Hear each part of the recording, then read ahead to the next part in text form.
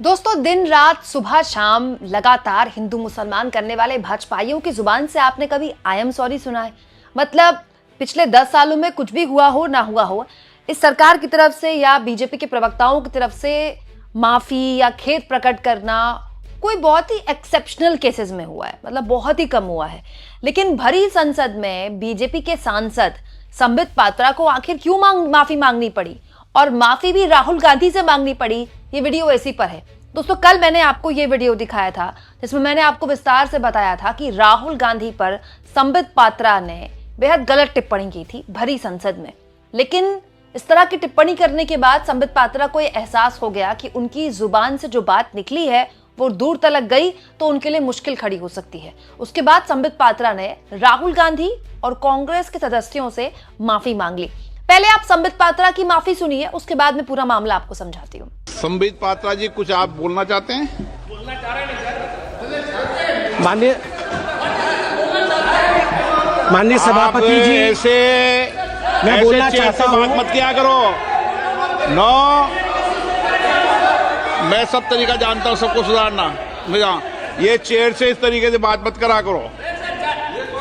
नहीं, समझा दिया आपको। चेयर से बात करने का तरीका सीखो। चलो बैठिए, चलाना है सदन।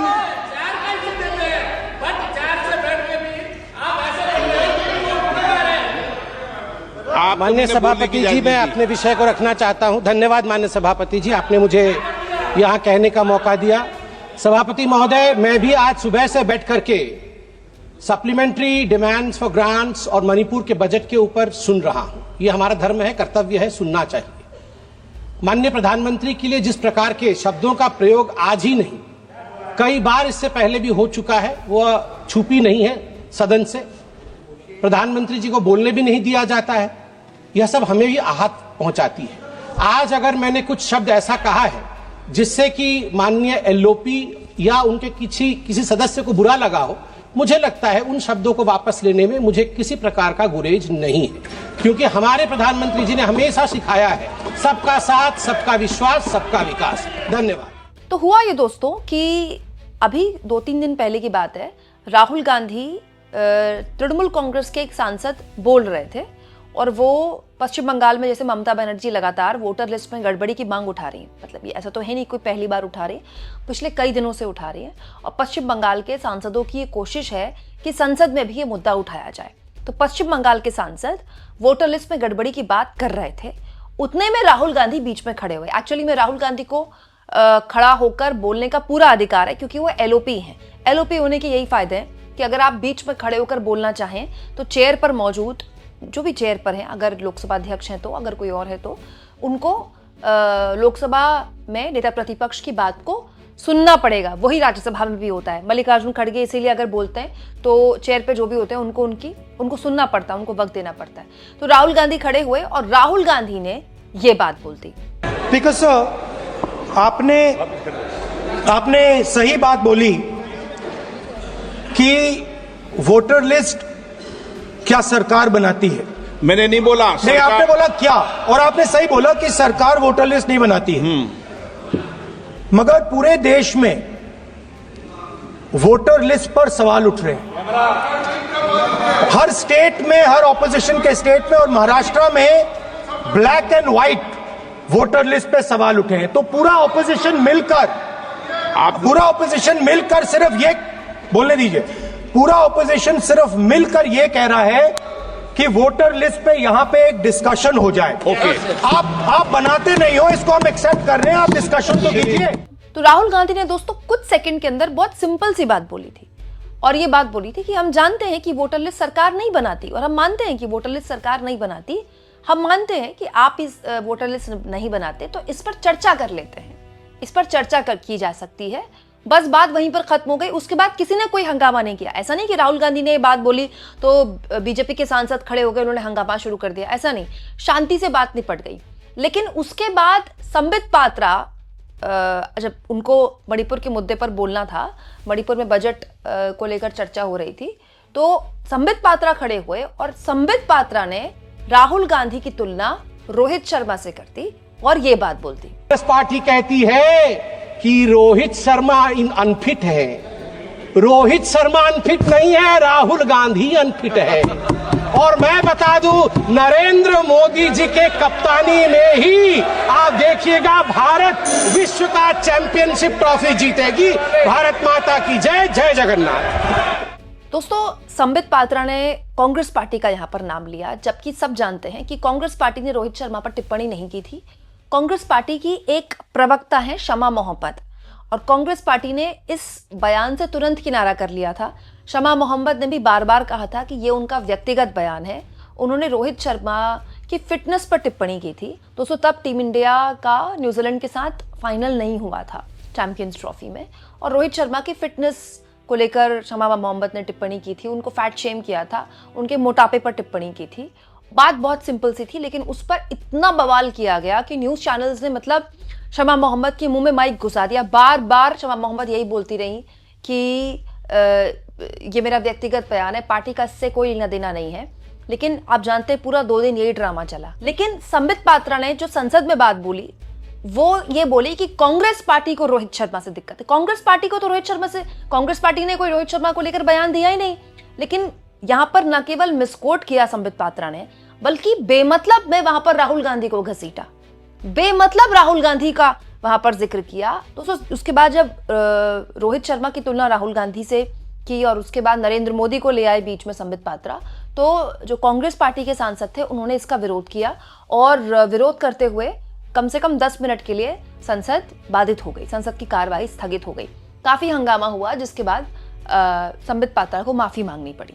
तो बड़ा कम होता है दोस्तों, संबित पात्रा तो इतना लंबा उनका अनुभव है टेलीविजन पर धारदार बोलने का, तो फिर उन्होंने माफी क्यों मांगी? ऐसा उन्होंने क्या बोल दिया था? राहुल गांधी के लिए तो कैसे कैसे शब्दों का इस्तेमाल भाजपाई करते हैं। तो उसका बहुत सिंपल सा जवाब है दोस्तों कि आप संसद में कुछ भी अंड बंड नहीं बोल सकते।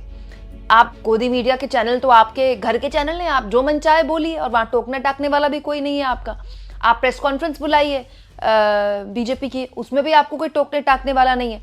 मुझे अच्छे से याद है पिछली लोकसभा में जब अंबानी का मुद्दा बीजेपी के गले की फांस बन गया था, तो संबित पात्रा ने ही लोकसभा के बाहर, संसद चल रही थी, संसद के बाहर मतलब अपने पार्टी के हेडक्वार्टर्स में प्रेस कॉन्फ्रेंस की थी और राहुल गांधी को सबसे बड़ा गद्दार कहा था।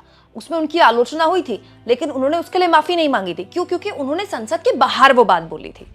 ये बात उन्होंने संसद के अंदर बोली थी। तो संसद के अंदर अगर आप इस तरह की बात बोलते हैं, एलओपी के लिए बोलते हैं, तो या तो आप उसको फिर साबित कीजिए, या फिर आपको अपने मामले में अपने बयान पर खेद प्रकट करना होगा, और जो कि संबित पात्रा को करना पड़ा। दोस्तों, थोड़ा संबित पात्रा की बयानबाजी और उनके बोलने की शैली पर बात करना चाहते हो।